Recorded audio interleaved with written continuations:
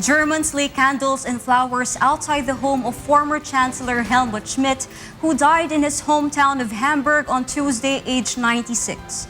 Meanwhile, Britain's David Cameron sets out 4 main European Union reform areas in a letter to European Council President Donald Tusk, as the Commission sees UK's migration demands as highly problematic.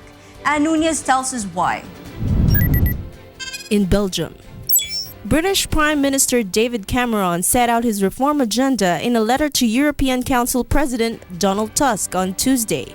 Cameron set out his 4 main objectives to launch what he described as the renegotiation's formal phase before a December summit, when EU leaders will hammer out the details of Britain's new terms.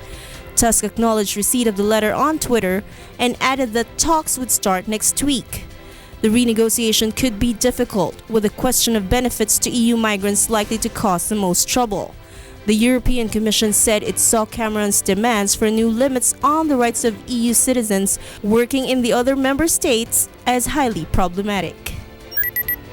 In America, the United Nations said on Tuesday that extrajudicial killings, torture, and detentions were increasing in Burundi, and warned that the international organization is less equipped to deal with the situation than it was in Rwanda before the 1994 genocide.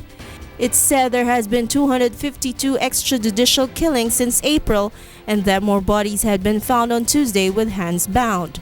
Burundi has seen at least 200 dead and tens of thousands fleeing the country since President Pierre.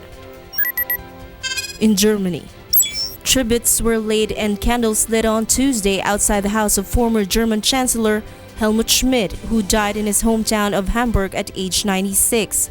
Schmidt was West Germany's second center-left Social Democrat, SPD Chancellor from 1974 to 1982, and a leading proponent of European integration.